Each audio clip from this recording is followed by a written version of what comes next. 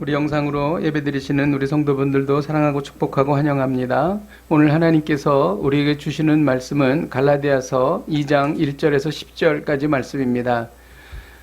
저와 여러분이 교독해서 읽도록 하겠습니다.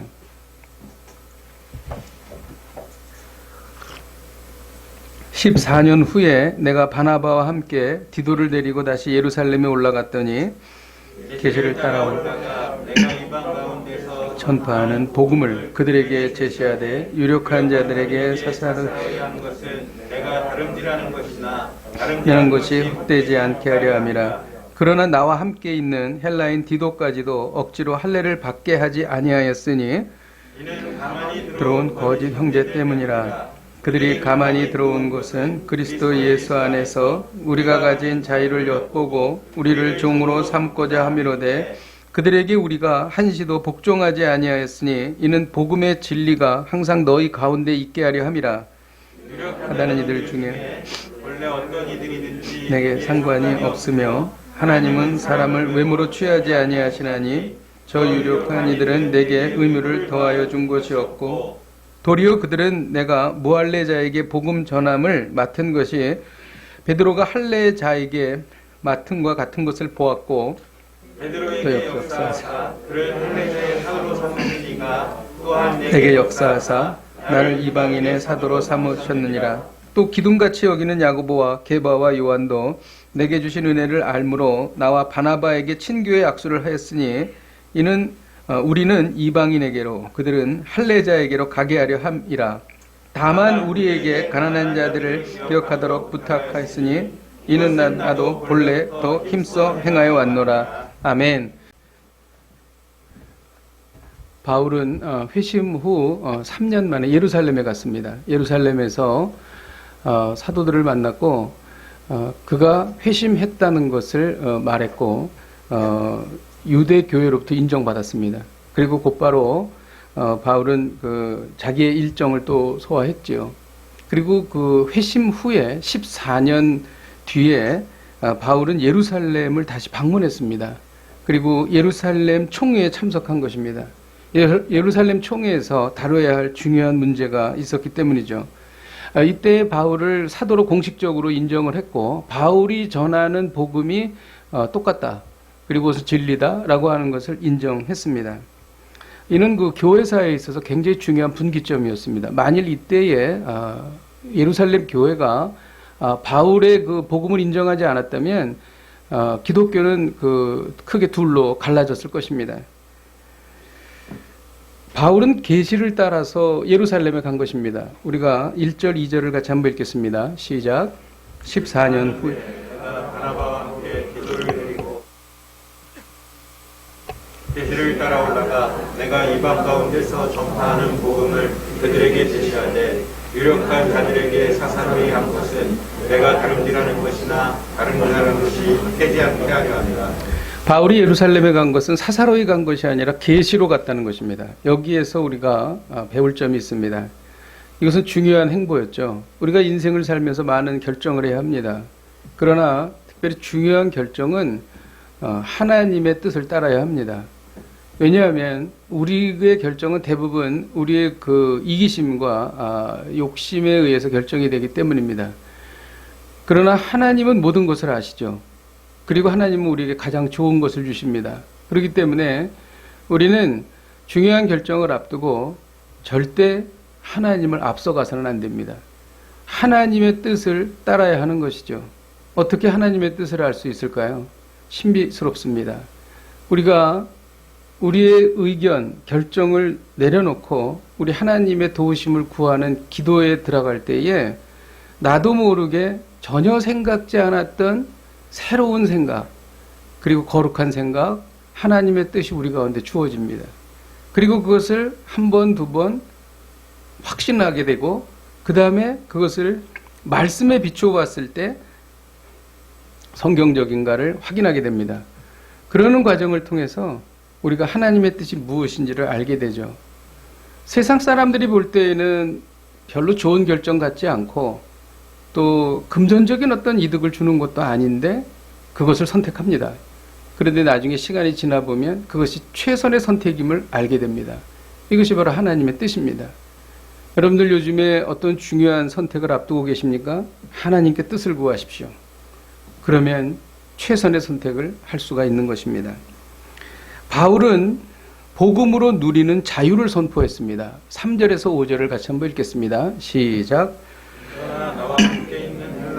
디도까지도 억지로 할례를 받게 하지 아니 들어온 거짓 형제들 때문이라. 그들이 가만히 들어온 것은 그리스도 예수 안에서 우리가 가진 자유를 엿보고 우리를 종으로 삼고자 함이로되 그들이 우리에게 복종하지 아니하였으니 이는 복음의 진리가 항상 너희 가운데 있게 하려 함이라. 오늘 말씀에서 두 가지 단어를 우리는 생각합니다. 하나는 자유고 하나는 연합입니다. 지금 바울은 자유에 대해서 말하고 있습니다. 사도행전 15장에는 예루살렘 공의회에 있었던 일이 기록되어 있습니다. 그러니까 복음 외에 할례를 받아야 하고 율법을 지켜야 한다라는 일련의 무리들이 있었습니다. 그것에 대해서 이것을 모든 사도들이 모여서 판단을 내렸어야 되는 그런 회의였죠. 바울과 바나바가 이방 땅에서 복음을 전하고 있을 때에 유대에서 한 무리의 율법주의자들이 왔습니다. 그래서 복음 외에 무언가를 덧붙이려고 했죠. 그것은 사실 독이나 다름이 없었습니다. 복음을 망치는 악한 주장이었죠. 그래서 이 일에 대해서 바울과 바나바를 예루살렘에 보냈습니다. 그리고 예루살렘의 모든 사도들과 또 예수님의 제자들이 모여서 이 일에 대해서 논의하게 되는 것입니다. 근데 예루살렘에 갔더니 또 거기에도 그런 무리들이 있었습니다. 그들이 이방 땅에서 와가지고 더 사도 바울을 힘들게 하는 겁니다. 일단 바울은 사도가 아니다. 예수님의 12제자가 있는데 바울은 그때 같이 생활하지도 않았다. 그러니까 사도가 아니다. 사도는 주님께 직접 가르침을 받은 사람이거든요. 그리고 바울이 전하는 복음은 뭔가 부족하다. 거기에 뭔가 덧붙여야 한다. 우리가 오랫동안 우리의 선조들이 율법을 지키고 할례를 받아오지 않았냐? 왜 그것을 말하지 않는가? 이제 이렇게 이야기를 하는 것입니다. 이에 대해 바울은 이렇게 말했습니다. 그리스도께서 주신 복음은 우리에게 자유를 준다. 우리는 어떠한 것에도 얽매이지 않는다. 율법이나 할례나 어떤 것에도 얽매이지 않는데 너희들이 말하는 거짓 형제들이 말하는 그런 다른 복음은 성도들을 노예로 만든다는 것이죠. 그들을 속박하고 그들에게 굴레를 씌워서 그들에게 자유를 뺏어 간다는 것입니다. 진정한 복음은 우리에게 자유를 준다. 이렇게 말하고 있는 것이죠. 복음은 우리에게 어떤 자유를 줄까요? 이것에 대해서 이제 그동안 많은 신학자들이 이야기를 했고 주석에 이런 이야기를 썼는데 최근에 와서 팀 켈러 목사님이 현대적인 언어로 복음이 주는 자유에 대해서 말했어요. 복음은 어떤 자유를 주냐면 문화적인 자유를 준다는 것입니다. 가만히 들어온 거짓 형제들의 뜻이 관철됐다면 우리는 전부 문화적으로 유대인이 되어야 해요. 만일 그것이 관철됐다면 각 도시마다 예수 그리스도를 따르는 사람들에게 특별한 구역을 정해줘야 돼요. 그래서 거기에서 613개의 율법 조항을 지켜야 하는 그러한 것들, 그리고 그들이 먹어야 할 음식들, 이런 것들을 따로 이렇게 해야 되는 문화적인 특별한 구역을 만들었어야 됐다는 거죠. 근데 그럴 필요가 없다는 것이죠. 만일 그랬다면은 그 유대인의 율법을 이야기하면서 그것을 지키지 않는 사람들에 대해서 어떤 편견을 갖고 어떤 불관용의 자세로서 많은 갈등이 있었을 것입니다. 생각만 해도 끔찍한 일이죠. 근데 그럴 필요가 없었다는 것이죠. 왜냐하면 복음은 어떤 문화라도 수용하는 그러한 능력을 갖고 있습니다. 어느 시대의 문화건 어느 지역의 문화건 상관없어요. 인류가 갖고 있는 모든 문화를 다 포용하고 수용하는 그러한 놀라운 바다와 같은 놀라운 능력을 갖고 있다는 것이죠. 그래서 복음이 우리에게 문화적 자유를 준다는 것입니다. 그 다음에 이 팀 켈러 목사님은 복음은 정서적 자유를 준다고 말했습니다. 이 가만히 들어온 거짓 형제들의 말을 따르면 율법을 지켜야 돼요. 근데 율법을 지킬 수가 없거든요. 어느 정도는 지킬 수 있어요. 근데 다 지킬 수 없습니다. 그리고 지키다가 결국 실패하게 되죠. 그러면 어떻게 됩니까? 절망하게 돼요. 좌절하게 돼요. 왜냐하면 율법을 지키지 못하면 구원을 받지 못하는 것이니까 그보다 더 두려운 일이 어디 있겠어요. 그래서 늘 인생을 살면서 죄책감을 갖고 끝없는 불안감 속에서 세상을 살아갈 수밖에 없습니다. 이게 바로 율법의 길입니다. 그리스도인이 지켜야 할 도덕법은 구원의 길이 아니에요. 삶의 방향입니다. 그리스도인들이 선한 행위를 하는 것은 구원을 얻기 위해서 하는 것이 아니라 구원받았기 때문에 하는 거예요. 이것은 굉장히 중요한 차이입니다. 우리는 구원받기 위해 말씀대로 사는 것이 아니라 구원받았기 때문에 말씀대로 사는 것입니다. 구원을 받으면 그 상태는 죄인이죠. 그리고 정말 추악한 악한 행동을 할 수밖에 없는 사람들이죠. 그런데 감동이 생깁니다. 그리고 복음이 우리 안에 들어오고 성령께서 역사하시고 그리고 방향을 바꾸게 되는 것입니다. 그러면서 우리는 선한 행위를 해 나가는 것이죠. 그리고 변해가는 것입니다. 이것을 우리는 성화라고 그러죠. 이것이 바로 복음이 주는 놀라운 정서적인 자유라는 것이죠. 그 누구도 우리를 속박할 수가 없어요. 우리 로마서 6장 20절에서 22절을 같이 한번 읽겠습니다. 시작.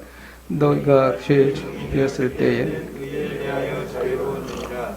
너희가 그때 무슨 열매를 얻었느냐. 이제는 너희가 그 일을 부끄러워하나니 그 마지막은 사망이니라. 그러나 이제는 너희가 죄로부터 해방되고 종이 되어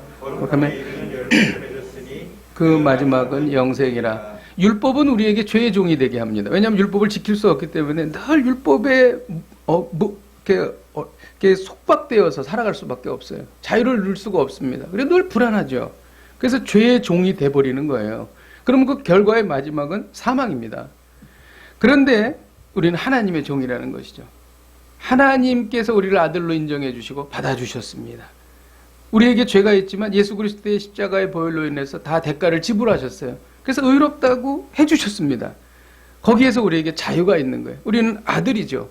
그러므로 우리가 복음 안에서 누리는 것은 하나님의 종이 되는 것이고 결국 그것은 영생으로 결과가 이제 되는 것이죠.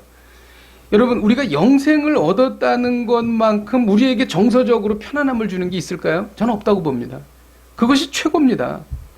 정말 최근에도 제가 아는 분들이 세상을 떠납니다. 전 제 친구들도 세상을 떠난 친구들이 있어요. 최근에도 한 명 떠났고요. 그리고 오래전에 돌아가신 부모님, 또 요즘에도 암투병으로 고생 중이라서 얼마 안 있으면 세상을 떠나야 하는 분들이 있습니다. 이런 분들과 계속 연락을 하고 기도하고 있는데 그런 얘기를 하면서도 우리가 눈에 눈물이 고이지만 너무 고통스럽다는 거예요. 너무 고통스러워서 자기가 전화를 받고 있다가 전화를 끊을 수도 있다는 거예요. 그래서 놀라지 말라는 거죠. 왜냐하면 너무 고통스러워서 전화를 받을 수 없어서 끊을 수밖에 없다는 거예요. 근데 그런 얘기를 하면서도 우리는 소망을 얘기합니다. 우리는 괜찮습니다. 우리는 죽어도 부활하기 때문입니다. 우리에게 영원한 생명이 있기 때문입니다. 맞아요. 그래요. 매일매일 천사가 자기한테 찾아와요. 이렇게 얘기하는 거예요. 그 이유는 뭐냐면 다른 사람을 통해서 하나님께서 격려해 주시고 위로해 주시는 거예요. 힘들지, 고통스럽지. 그러면서 우리는 소망을 갖고 영생을 바라보는 것입니다. 여러분, 이거보다 안정적인 정서적인 안정은 없어요. 그렇죠? 그렇지 않겠습니까? 누가 더 큰 위로를 우리에게 주겠습니까? 부활절은 그런 날입니다. 그래서 이 바울은 이 복음의 자유를 위해서 투쟁했습니다. 싸웠습니다. 바울은 복음을 따르는 자들과 공감대를 형성해서 하나가 되었습니다. 지금 어떻게 보면 기독교의 큰 두 개의 말하자면 주축이에요. 하나는 그 유대인들을 대상으로 전도하는 그 사도들이었고, 또 하나는 바울과 바나바를 중심으로 한 이방인 선교를 하는 두 개의 그룹이죠. 진짜 사실 우리는 여러 교단의 갈등도 있고 또 여러 가지 그 교회 안에서도 문제가 있는 것을 보지만, 이런 말하자면 두 개의 말하자면은 그 다른 부류가 한 마음 하나가 되는 것이 너무나 중요했죠. 그래서 바울은 이것을 위해서 공식적으로 예루살렘 공의회에서도 자기가 전하는 복음에 대해서 말했을 뿐만이 아니라 실질적인 교회의 지도자들, 바나바나 베드로나 야고보나 요한을 찾아다니면서 다 일일이 설명을 하는 것이죠. 그 이유는 뭡니까? 자신이 전한 복음이 수포로 돌아가지 않게 하기 위함이었어요. 뭐 자기의 위상을 높이거나 뭐 자기의 영향력을 미치거나 그게 아니에요. 복음을 지키기 위해서죠. 그리고 그들은 하나가 됐습니다. 그리고 바울은 실질적으로 모범을 보였습니다. 그 대표적인 케이스가 오늘 본문에 나오는 디도인데요. 디도는 바울이 나의 아들이다 이렇게 얘기할 정도로 아주 가까운 그러한 그 제자였습니다. 초기 복음 사역, 이방인 사역을 할 때 디도가 예수님을 믿고 돌아왔고 디도가 너무 신실하게 복음을 잘 따르고 그렇기 때문에 나중에 고린도 교회를 맡겼습니다. 바울은 이제 또 딴 데 가서 선교를 해야 되니까 고린도 교회를 디도에게 맡기고 갔습니다. 그리고 그 뒤에 디도를 또 고린도 교회가 어느 정도 안정이 되자 그레데 교회를 또 맡깁니다. 섬이죠. 그레데가 크레타 섬. 그래서 디도가 열심히 사역을 했죠. 그런데 이 디도를 데리고 간 겁니다. 바나바를 데리고 예루살렘에. 왜 데리고 갔느냐? 디도는 할례를 받지 않은 사람이었거든요. 이방인이었거든요. 근데 당시에 이방인들에 대한 유대인들의 생각은 아주 철저했습니다. 심하게 말하면 사람으로 보지 않았어요. 이방인을 사람으로 안 봤습니다. 같이 밥 먹는 거 절대 안 됩니다. 같이 있을 수 없습니다. 이방인을 집에 들이지도 않았죠. 그런 상황에서 디도가 할례를 받지 않은 상태에서 예루살렘에 왔고 복음을 전하는 하나님의 사역자라고 바울이 소개를 하는 것입니다. 이때에 바울이 겪어야 할 갈등은 너무너무 큰 것이었습니다. 너무나 정말 그 어떻게 보면은 진짜 우리가 이해할 수 없습니다만은 정말 살해의 위험을 당하는 정도의 그러한 그 어떤 압박감을 느꼈을 것입니다. 그럼에도 불구하고 할례를 하지 않았죠. 왜? 디도가 할례를 받지 않아야 할례를 받지 않은 이방인이 구원을 받는다라고 하는 것이 실질적으로 증명할 수 있는 말하자면은 시험 케이스가 되었기 때문입니다. 그래서 끝까지 디도를 할례를 안 했어요. 그리고 바울은 다른 복음에 대해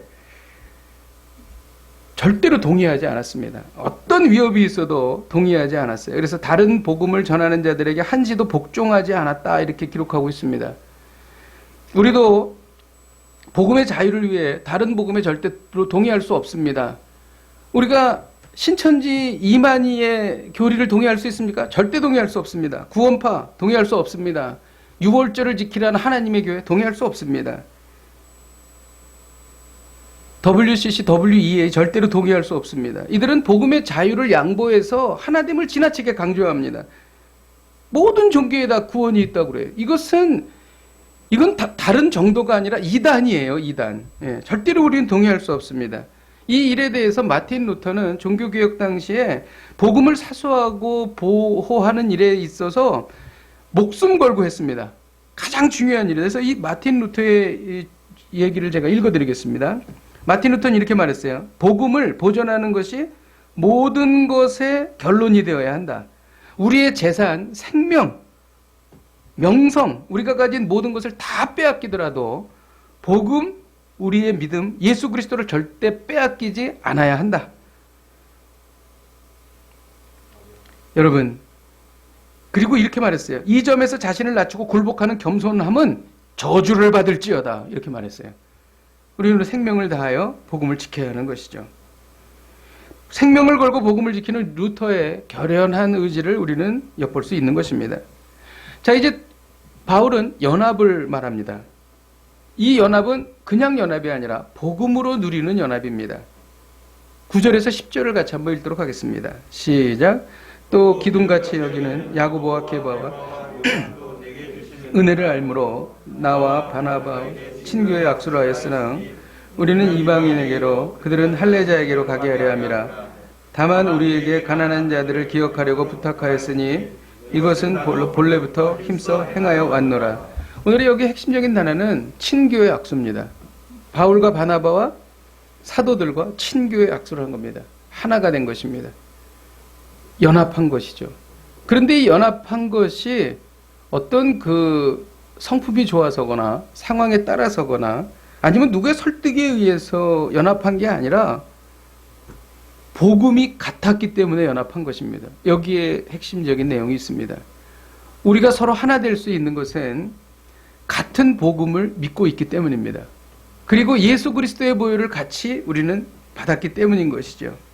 인간적인 협의와 타협으로 이루어지는 연합은 그것은 일시적입니다. 그리고 잘 되지도 않아요. 하지만 복음으로 묶여진 연합은 우리는 정말 이것을 통하여 예수 그리스도 안에서 진정 하나가 될 수 있다는 것이죠. 교회의 일치는 예수 그리스도의 복음으로 되는 것이지 교단의 협의로 이루어지는 것이 아닙니다. 오늘 하나님께서 우리에게 주시는 메시지는 복음을 믿는다면 그리스도 안에서 연합해야 된다는 것입니다. 여러분, 누구에게나 원한 관계가 있습니다. 깨어진 관계가 있죠. 그리고 그것이 오랜 세월이 지나면 잊혀지지만 속에 남아서 계속 편하지 않습니다. 잠재의식 속에서. 이러한 것이 우리를 고통스럽게 합니다.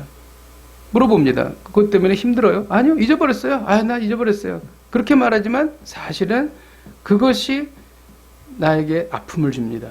잠재의식 속에서 계속 괴롭힙니다. 우리는 어떻게 보면 죽기 전에 이런 살면서 풀어야 할 숙제들을 풀고 우리는 이 세상을 떠나야 될 것입니다. 반드시 해결해야 될 것. 제가 이렇게 얘기할 때 아마 여러분들 마음속에 누구누구의 얼굴이 떠오를지도 모르겠어요. 이 문제를 우리는 해결해야 된다는 거예요. 근데 이것이 그냥 관용에 의해서 아니면 친절에 의해서 그렇게 되는 게 아니라는 거예요. 이것이 복음 때문에 우리가 하나 될 수 있다는 거예요. 왜냐하면 복음이라고 하는 것은 예수 그리스도의 십자가인데 나의 죄를 위해서 예수님이 십자가에서 죽으셨는데 내가 용서하지 못할 자가 누가 있겠는가 이렇게 나가는 거예요. 이렇게 논리가 전개가 되는 겁니다. 그러면서 복음으로써 우리가 용서할 수 있게 되는 거예요. 여러분, 이 연합이 무엇인가? 진정한 연합이 무엇인가에 대해서 오늘 본문에서 잘 말하고 있어요. 이 진정한 연합은 다 받아들이는 겁니다. 그냥 받아들이는 게 아니라 다 받아들이는 거예요. 예루살렘 총회는 헬라인 디도를 받아들였습니다. 그의 인종적, 문화적, 정치적 배경과 상관없이 다 받아들였어요. 왜? 같은 복음을 갖고 있으니까. 유대인과 이방인은 서로에게 상극이었죠. 그런데 다 받아들였습니다. 왜냐하면 당시에 이방인 교회, 갈라디아 교회라든지 고린도 교회라든지 에베소 교회라든지 교회들이 다 이방인과 유대인이 다 같이 섞여 있었어요.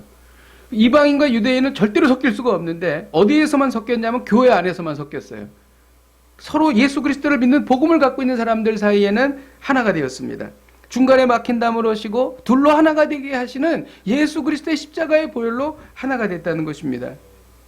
대한민국을 어떻게 하겠어요? 서로 다른 정치 성향, 빈부격차, 지역, 여러분 이런 것들을 어떻게, 이 갈등을 어떻게 우리가 해결할 수 있겠냐고요. 해결할 수 있습니다. 예수 그리스도 안에서 해결할 수 있습니다. 이것이 바로 교회가 감당하는 그러한 해야 할 일이라고 저는 믿습니다. 페이스북에 보면은 정말 여러 가지 정치 성향을 갖고 있는 분들의 이야기를 많이 보게 되는데 품을 수 있을 것 같아요. 어떤 정치 성향이든지. 왜냐하면 우리는 공통점이 있으니까. 그리고 그런 이야기를 쭉 쓰면서 기도합니다 이렇게 쓰는 거예요. 보수적인 진보적인 분도 그렇고 기도합니다. 그렇구나. 우리는 그리스도 안에서 복음 안에서 하나가 될 수 있구나. 이것은 제가 이번에 깨달은 게 아니라 이미 2000년 전부터 모든 교회에서 이루어졌던 일들이에요. 다 해결이 된다는 거예요. 부족하지 않은 사람이 어디 있겠어요? 여러분, 남편과 아내의 부족함을 사랑으로 우리는 받아들여야 할 것입니다. 문제없는 자녀가 어디 있겠어요? 자녀의 문제를 우리는 다 사랑으로 받아들여야 합니다. 회사 생활하다 보면 피곤하지 않은 상사가 어디 있겠어요? 우리는 이들을 다 사랑으로 받아들여야 한다는 것이죠. 그 모든 이유와 근거는 뭐냐면 복음입니다. 주께서 우리를 사랑하셨으니까, 주께서 우리를 용서하셨으니까, 그리고 우리는 같은 믿음을 갖고 있고 같은 예수 그리스도의 보혈로 하나 되었으니까. 그리고 연합은 말이죠, 다름을 또 인정하는 것입니다. 예루살렘 사도들과 바울과 바나바는 너무 달랐죠. 사역도 다르고 만나는 사람도 다르죠. 제자들은 예수님을 직접 만났던 사람이고 바울은 직접 만나지 못했지만 나중에 다메섹 도상에서 예수님을 만났죠. 따로 훈련받았어요. 아라비아에서. 너무 다르죠. 예. 여러분, 그러나 여러 종류의 사람이 있는 것은 틀린 것이 아니라 다른 것입니다. 그렇잖아요. 진보적인 정치 성향을 가진 분과 보수적인 정치 성향을 가진 분들은 서로에게 틀렸다고 말하잖아요. 근데 그렇지 않죠. 다른 겁니다. 급한 성격을 가진 분들은 아주 느긋한 분에 대해서 틀렸다고 그러죠. 반대로 또 마찬가지죠. 그건 틀린 게 아니라 다른 것이죠. 하나님은 아주 다양하게 우리를 창조하셨죠. 빨라서 좋은 게 있고 느려서 좋은 것이 있습니다. 연합은 서로의 다름을 인정하는 것입니다. 그래서 우리는 누구에 대해서 얘기할 때 저분은 이런 면에 있어서 나랑 좀 다르구나 이렇게 표현하는 것이 맞습니다. 저분은 이것이 잘못됐어 이렇게 말하는 게 아니라는 거죠. 그리고 오늘 본문에서 연합을 또 하나 얘기하는 게 있는데 소외된 자를 돕는다는 거예요.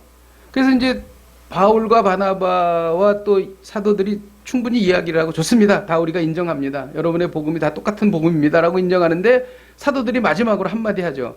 그런데요, 이 가난한 사람을 돕는 일에 힘써 주시기 바랍니다. 이렇게 말합니다. 그때 바울은 화답하죠. 우리도 역시 그렇게 해왔습니다. 이 당시에 예루살렘이 굉장히 어려웠습니다. 글라우디오 황제가 통치할 때인데 극심한 흉년이 들었어요. 그래가지고 바울이 개척한 이방 교회에서 헌금을 갖다가 주고 막 그랬죠. 심각한 기근이 발생해서 극심한 경제적인 어려움을 당하고 있었다는 것이죠. 우리는 하나야. 우리는 연합하고 있어. 라고 이렇게 말을 하는데 상대방이 어려운데 경제적인 어려움을 당하는데 아무런 도움을 주지 않아요. 그건 연합이 아니라는 거예요. 이게 오늘 말씀입니다. 그러니까 실질적으로 지갑을 열어서 주머니를 털어서 가난한 분들을 실질적으로 도와주는 것, 빈민과 난민과 죄수와 병자를 섬겼는지에 대해서 천국에 들어가는 그러한 말하자면은 증거로 보셨어요. 주님께서. 주님, 제가 언제 주님을 도와드렸습니까? 지극히 작은 자 하나에게 한 것이 바로 나에게 한 것이다. 그러면서 양과 염소의 무리를 가르셨다니까요. 여러분, 이만큼 중요한 거죠. 그래서 진정한 연합은 정말 실질적으로 물심장면으로 도와준다는 것이죠. 우리는 왜 우리가 연합해야 되는지에 대해서 정말 여러 가지 이유가 있지만 그런 이야기를 일단 접어놓고 성경이 뭐라고 말하는가, 또 하나님과 나와의 관계가 우리가 연합하는 것과 어떤 관련이 있는지를 우리는 알아야 합니다. 마태복음 5장 23절에서 24절을 우리가 보게 되면은 어떤 형제가 제단에다가 제물을 드리려고 가고 있어요. 그러니까 성전에 가고 있는 거죠. 그럴 때 뭐라고 주님께서 말씀하시냐면은 너 형제랑 같이 사화하고, 그러니까 서로 화해하고 와서 제단에 제물을 드려라, 그런 얘기입니다. 그러니까 화해하지 않고 제단에 제물을 드리면 문제가 있다는 거예요. 내가 그것을 받는 데에 불편하다, 걸림돌이 된다, 그런 얘기입니다. 자, 하나 더 나가죠. 그러면 우리가 불편한 관계를 갖고 깨어진 관계를 갖고 서로 이렇게 미워하는 상태에서 하나님 앞에 나아가게 되면 하나님과의 관계의 소통에 문제가 생긴다는 거예요. 이게 아주 꽉 막혀서 소통이 안 돼 이렇게 말할 수는 없어요. 소통이 되죠. 왜냐하면 우리를 불쌍히 여기시잖아요. 우리가 그것을 감당할 수 없는 걸 아시기 때문에 소통을 해주시긴 하지만 걸림돌이 되는 거예요. 이게 확 뚫리지 않는 겁니다, 여러분. 여러분 신앙생활 하시면서 기도를 하는데 왜 이렇게 기도가 안 되지? 기도가 왜 이렇게 안 뚫리지? 이렇게 막 시원한 맛이 없지? 왜 이렇게 전에는 눈물이 나고 그랬는데 요즘에 왜 그런 게 없지? 가슴이 답답해. 거기에 걸린 게 관계상의 문제가 있는 경우가 굉장히 많습니다. 그래서 이 문제를 해결하라는 거예요. 근데 이 문제는 너희들의 힘으로 해결할 수 있는 것이 아니라 복음의 능력으로 해결한다는 거예요. 그러니까 복음의 능력이라고 하는 거는 내 능력이 아니라 나는 그렇게 하고 싶지만 내가 할 수가 없어요. 그렇지만 하나님의 능력으로 하나님께서 기회를 주시고 상황을 만들어 주시고 그리고 그 사람의 마음을 움직이셔서 하나가 되게 한다는 것입니다. 저는 오늘 이 설교를 여러분이 들으시면서 여러분이 평소에 정말 해결하지 못했던 그러한 관계가 해결되는 놀라운 역사가 복음의 능력으로 나타나기를 주님의 이름으로 축복드립니다. 말씀을 준비하면서 주신 감동이 있습니다. 6절에 바울은 본래 어떤 이들이든지 내게 상관이 없다 이렇게 말합니다. 본래 어떤 이들이든지 내게 상관이 없다. 그러니까 어떤 사람이 내 앞에 와도 나는 그 사람에 대해서 주눅이 들거나 뭐 그 사람에 대해서 무슨 열등감을 느끼거나 그럴 일이 전혀 없다는 거예요. 그러니까 굉장히 당당한 바울의 표현입니다. 근데 이건 누구를 대상으로 하고 있냐면 예루살렘 지도자인 베드로와 야고보와 요한을 두고 하는 말이에요. 우리가 잘 이해할 수 없지만 사실 예수님께 직접 훈련을 받았던 제자들의 초대교회의 위상은 어마어마한 겁니다. 진짜 어마어마한 거예요. 그런데 어떻게 보면 바울은 연배도 어리고 그 다음에 어떻게 보면 예수님과 같이 사역을 하지 않았던 사람이잖아요. 그렇다고 그러면은 주눅이 들 수도 있는 거예요. 그리고 복음에 대해서 서로 자기의 복음을 이야기하고 협의하러 왔기 때문에 그럴 수가 있는데 전혀 위축감을 느끼거나 열등감을 느끼지 않았다는 겁니다. 이 얘기를 왜 여기서 하고 있는가? 하나님께서는 사람을 보실 때 인간적인 조건이나 능력, 경험으로 사람을 판단하지 않으세요. 그 내면을 보시죠. 중심을 보시잖아요. 내면에 무엇이 들어있는가? 내면에 정말 사랑이 들어있는가? 그거를 우리 하나님은 보시죠. 자, 베드로와 요한을 한번 보시죠. 베드로와 요한은 갈릴리에서 고기 잡던 어부입니다. 뭘 배운 게 뭐가 있고 뭘 또 가진 게 뭐가 있겠어요. 무식한 어부들입니다. 근데 그들이 위대한 지도자가 됐어요. 그 이유는 뭐예요? 주님이 그렇게 만들어주신 것이죠. 베드로와 요한이 잘해서 그런 게 아니에요. 그러니까 자랑할 것이 그들에게 전혀 없다는 거죠. 그러니까 바울도 그들 앞에서 뭐 주눅이 들 이유도 전혀 없다는 거예요. 핵심을 알고 있었기 때문에. 우리 역시 이 세상에서 어떤 유력한 사람을 만나도 위축될 이유가 전혀 없습니다. 칭찬하고 존경할 수는 있어요. 근데 위축될 이유는 전혀 없다는 것이죠. 왜냐하면 하나님께서 그들을 그렇게 만드셨기 때문이에요. 어떤 사람은 노래를 너무 잘해가지고 유명한 가수가 돼서 아주 세상을 너무 화려하게 살아요. 예. 근데 그거 누가 주신 거예요? 하나님이 주신 거예요.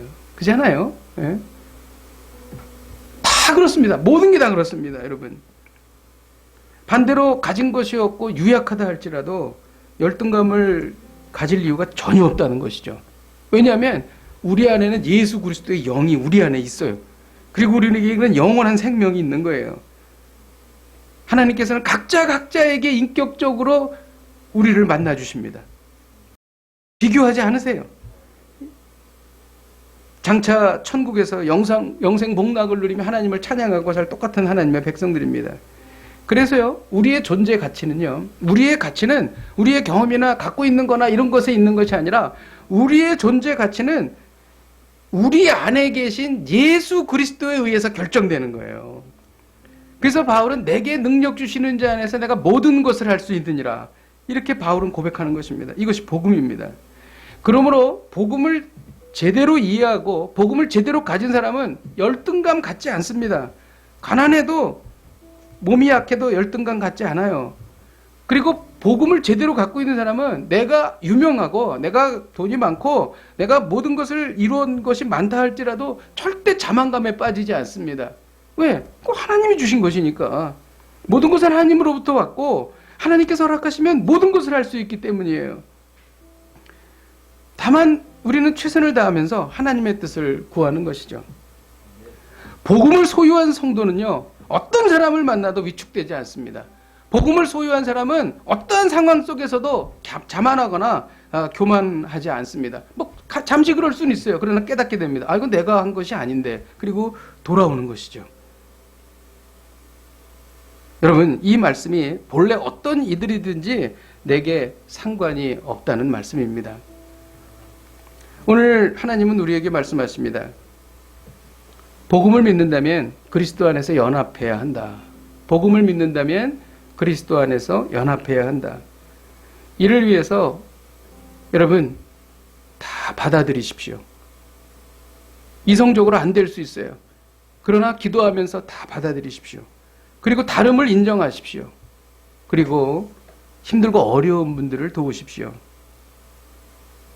우리 함께 찬양하고 기도하겠습니다.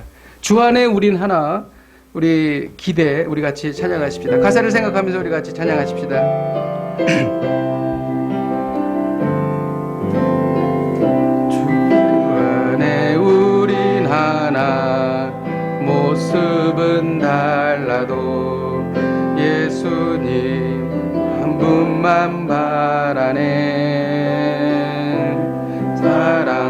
선행으로 서로를 격려해 따스함으로 보듬어가리. 주님 우리 안에 함께 하시니 형제자매와 기쁨과 슬픔 느끼네. 내 안에 있는 주님 모습 보네. 그분 기뻐하시네.